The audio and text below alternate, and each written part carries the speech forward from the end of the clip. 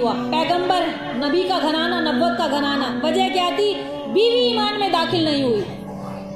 آپ کے 4 بیٹے تھے, شام, حام, یافس اور چوتھا تھا کنعان.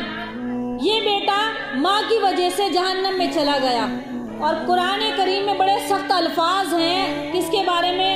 نوح علیہ السلام کے بارے میں, کہ آپ ان کے بارے میں سوال بھی مت کرنا, نہیں تو آپ کو بھی نبوت سے اتار دیا جائے گا. تو دیکھو وہ تو نبی تھے. عورتوں کی بات آتی ہے, عورتوں کی. جب ماں تربیت کرتی ہے بچوں پر تو ان کو ولی بنا دیتی ہے.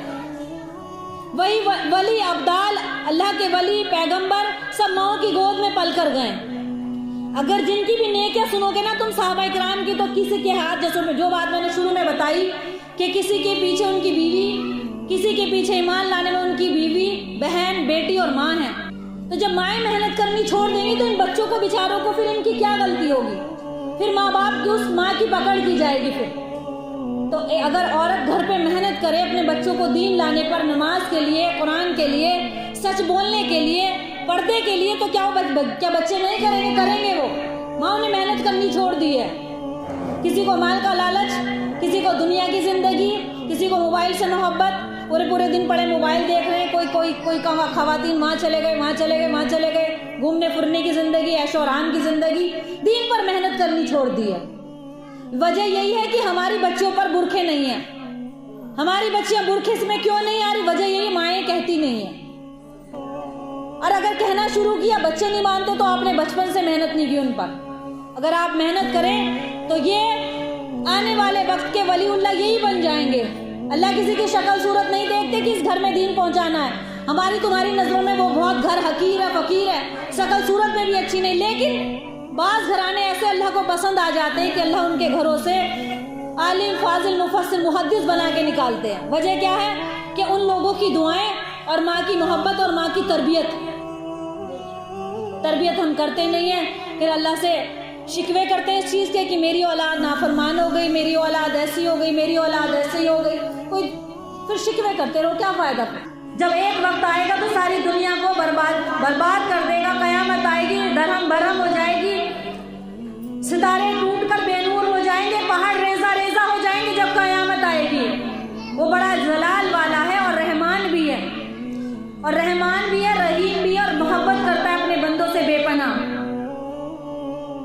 تو ہم لوگ جب سمجھیں گے نہیں تو آئے گی کیسے سمجھ میں؟ اللہ بار بار آپ کی بستیوں میں کوئی بھی آئے, محفلیں قائم کرائے, دین کا پیغام آگے آپ پہنچائیں, میرے ذریعے سے ہو یا کسی اور کے ذریعے سے, آپ کے ذریعے سے. صحابہ کرام رضی اللہ تعالیٰ عنہ اجمعین کتنی محبت کیا کرتے تھے قرآن مجید کو پڑھنے پڑھانے میں, کتنا شوق اور ذوق تھا. عبداللہ ابن مسعود رضی اللہ تعالیٰ عنہ بچپن سے ہی ایمان سے اللہ تعالیٰ نے ان کو لبریز رکھا.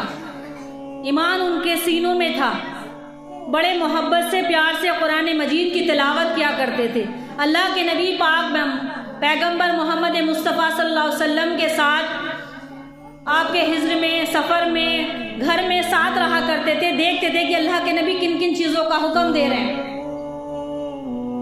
کسی بھی منزل کو پانے کے لیے دیکھو محنت کرنی پڑتی ہے. دنیا بھی تمہیں یوں ہی نہیں ملے گی, دونوں چیزوں میں محنت کرنی پڑتی, کسی میں کم کسی میں زیادہ. تو جب دنیا تمہیں بغیر محنت کے نہیں ملے گی تو بتاؤ آخرت بغیر محنت کے کیسے مل جائے گی؟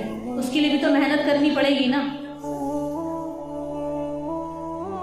صحابہ کرام عبداللہ ابن مسعود رضی اللہ تعالیٰ عنہ بچپن سے ہی قرآن کے شوقین تھے, پڑھنے کے. اللہ کے نبی کی ہر ایک بات پر غور کیا کرتے تھے کہ آپ ہمیں کیا حکم دے رہے ہیں. اچھی آواز سے قرآن کی تلاوت کیا کرتے تھے. ایک مرتبہ آپ مسجد میں نماز پڑھ رہے ہیں تو اللہ کے نبی پیارے پیغمبر نے آپ کو دیکھا قرآن مجید کی تلاوت کرتے ہوئے. تو دیکھا تو آپ نے دوسرے صحابہ کرام جو بیٹھے ہوئے تھے ان کو فرمایا پیارے حبیب نے کہ جو یہ چاہتا ہے کہ قرآن جس انداز سے, جس طریقے سے آسمان سے نازل ہوا اسی طریقے میں سے پڑھے تو وہ عبداللہ ابن مسعود کا طریقہ سیکھ لے. جس طریقے سے قرآن مجید کا نزول ہوا اگر ایسے ہی پڑھنا چاہتا ہے تو اس کو چاہیے کہ وہ عبداللہ ابن مسعود کی قرات کو سنے, ان کے قرآن کی تلاوت کو سنے, ان کے انداز کو سنے اور اپنے اندر اختیار کرے. بہت اچھے طریقے سے قرآن مجید پڑھتے تھے. اور عبداللہ ابن مسعود رضی اللہ تعالیٰ فرماتے ہیں کہ مجھے اللہ تعالیٰ نے اتنا علم دیا تھا قرآن مجید کا کہ مجھے اتنا شوق اور ذوق تھا کہ قرآن مجید کی ہر آیت کا ترجمہ, قرآن مجید کی آیت کا ترجمہ کیا ہے, اس کا شان نزول کیا ہے، وہ کب نازل ہوئی، سب مجھے اچھے طریقے سے یاد تھا۔ اور فرماتے تھے کہ جب بھی کبھی کہیں قرآن مجید کے علم میں مجھ سے کوئی زیادہ مجھے معلومات ہوتی کہ فلاں بندے کے پاس، اس بندے کے پاس قرآن مجید کا علم ہے، تو میں اس کے پاس جاتا اور قرآن مجید سیکھنے کے لیے، معلومات کے لیے اس کے پاس حاضر ہوتا۔ صحابہ کی ایک ان کے دل کی خواہش تھی، ایک تمنا تھی، ایک شوق اور ذوق ہوتا ہے دلوں میں، دیکھو شوق ہوتا ہے نہیں ہوتا ہے، تو شوق تھا کہ کب کس کے پاس جائیں، کہاں قرآن کا علم ملے گا۔ آج قرآن کا علم ہمیں گھر گھر مل رہا ہے، ہم قدر نہیں کر رہے۔ تو قرآن کو صحیح پڑھنا بھی بتایا گیا۔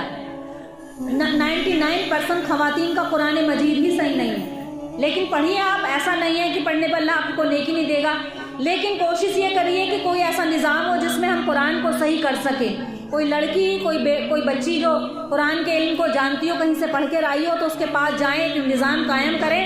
تو ان صحابی کے بارے میں آتا ہے کہ کس قدر ذوق اور شوق تھا قرآن مجید کی تلاوت کرنے کا، پڑھنے کا، قرآن کے علم کو آگے پہنچانے کا، سیکھنے کا۔ اللہ تعالی ہمیں بھی وہ جذبہ عطا فرمائے۔ ایک دوسرے صحابی حضرت عبداللہ بن عمر رضی اللہ تعالیٰ عنہ، ان کا بھی قرآن مجید کو یاد کرنے کا بڑا شوق تھا، بہت تلاوت اس کی کیا کرتے تھے۔ جب سے قرآن حفظ کیا تھا آپ نے، تو ان کی عادت یہی ہوتی تھی کہ پوری رات قرآن مجید پڑھتے تھے، پوری رات میں قرآن مجید کی تلاوت کرنا، نمازوں میں کھڑے رہنا۔ تو ایک مرتبہ اللہ کے نبی کو ان باتوں کا پتہ چلا کہ عبداللہ بن عمر، یہ صحابی پوری رات قرآن پڑھتے ہیں، پوری رات میں ایک قرآن پورا کر دیتے ہیں۔ تو اللہ کے نبی نے ان سے فرمایا کہ عبداللہ کی مجھے ایسا لگتا ہے کہ تمہاری عمر دراز ہو، مجھے ایسا لگتا ہے کہ تمہاری عمر دراز ہو۔ جب تمہاری عمر دراز ہوگی تو یعنی کہ ابھی تو تم جوان ہو، اگر ضعیف ہو جاؤ گے تو اتنی مشقت تم نہیں اٹھا پاؤ گے جو آج اٹھا رہے ہو۔ تو بہتر یہ ہے کہ ایک قرآن مجید کو کم سے کم 1 مہینے میں پورا کیا کرو۔ تو وہ صحابی فرمانے لگے، اے اللہ کے نبی، مجھے اس سے زیادہ طاقت اور قوت ہے کہ میں اس سے زیادہ پر ختم کروں قرآن۔ تو اللہ کے نبی نے فرمایا، اچھا ٹھیک ہے، پھر تم ایسا کرنا کہ قرآن کو تم 10 دن میں مکمل کر لینا۔ 1 مہینے میں اگر تمہیں زیادہ طاقت ہے تو تم پھر 10 دن میں پورے کرنا۔ پھر فرمایا کہ اچھا، اللہ کے نبی نے یہ بات فرمائی تو صحابی کہتے ہیں، اللہ کے حبیب، مجھے اس سے بھی زیادہ طاقت ہے، میں اور زیادہ پڑھوں۔ دیکھو کیسا جذبہ تھا صحابہ کرام کا۔ آج ہمارا جذبہ کیسا ہے؟ ختم ہو گیا جذبہ۔ بڑا افسوس ہوتا ہے مجھے مسلمان گھروں کو دیکھتے ہوئے کہ قرآن پر دھول لگی ہوئی ہے، کہ جاؤ بس اب تھک گئے ہیں۔ جب پورے دن وہ دنیا میں لگے رہیں گے، پھر آدھا گھنٹہ، پھر ان کی سمجھ میں کیا آئے گا؟ سمجھ میں تو دنیا آ رہی ہے نا، کہ ہم صبح سے دوپہر تک کس چیز کے لیے محنت ہو رہی ہے؟ دنیا کے لیے۔ قرآن کے لیے آدھا گھنٹہ 1 گھنٹہ۔ خواتین، معذرت کے ساتھ میں آپ کو نہیں کہہ رہی، اکثر آپ بھی دیکھتے ہوں گے، میں بھی دیکھتی ہوں کہ تیار ہونے میں جب کہیں نکلتی ہیں تو 1-1 2-2 گھنٹہ شیشے کے سامنے کھڑی ہوتی ہیں۔ بھائی میری بات صحیح ہے نا؟ مجھے برا مت ماننا، میں آپ کو نہیں کہہ رہی، سب جگہ ہے یہ 1 گھنٹہ 2 گھنٹہ، کم سے کم 1 گھنٹہ تو مان کے چلو۔ پھر لڑکیاں بھی چونکہ ماں کو دیکھ رہے ہیں، ظاہر سی بات ہے، میک اپ کرنا ٹھیک ہے، ایک میک اپ ایک حد تک ٹھیک ہے، کرنا چاہیے، عورتوں کے لیے منع نہیں، لیکن صرف اپنی خامند کے لیے۔ اور اگر ہم پردے سے نکل رہے ہیں تو وہی میک اپ جو ہم کر کے جا رہے ہیں، اگر پردے کے ساتھ ہیں، کہیں جاتے ہیں تو ایسا نہیں کہ تم سو کے اٹھ کے چلے جاؤ کہ کنگھا بھی نہ کرو، ایسا بھی نہیں ہے۔ اسلام نے ہر چیز کا طریقہ بتایا ہے، آپ جائیے حجاب کے ساتھ جائیے، اور اپنا ایسی جگہ مطلب بے پردے ہی نہ ہو بس اس چیز سے، پھر فتنہ قائم ہوگا، فتنہ، پھر ہم خود بھی گنہگار بنیں گے اور جو ہمیں دیکھ رہے ہیں وہ بھی ہمارے ساتھ لپیٹے میں آئیں گے، ان کی بھی نظریں خراب ہوں گی، سبب کون بنا؟ ہم بنے۔ تو ماں 1 گھنٹہ میک اپ کر رہی ہے تو بچی بھی دیکھے گی۔ جتنے شوق سے اچھے انداز کے ساتھ ہم لوگ تیار ہوتی ہیں بیٹھ کے، کیا کبھی اتنے شوق انداز سے قرآن کی تلاوت کی ہوگی ہم نے؟ نہیں کی۔ کرنے والے کرتے ہیں، ایسا نہیں ہے، بہت ہیں ایسے، لیکن دل دیکھو، دل کہاں کی طرف مائل ہوتا ہے؟ خوشی کون سی چیز میں ہوتی ہے؟ تیار ہونے میں یا قرآن کی تلاوت میں؟ قرآن کو تو جلدی نہیں، مجھے کھانا بنانا ہے، مجھے یہ کرنا ہے، مجھے یہ کرنا ہے، تھوڑا بہت پڑھا رکھ دیا، اور پورا دن چونکہ کام اتنے ہیں گھروں میں تو اسی میں ہم لوگ تھک جاتے ہیں، تھوڑا بہت وقت ملتا ہے تو اس میں کر لیا۔ تو جو چیز ہمارے بڑے کریں گے تو چھوٹے خود بخود بغیر سیکھے ان کے اندر اتر جائے گی، ان کو سکھانے کی ضرورت نہیں ہے۔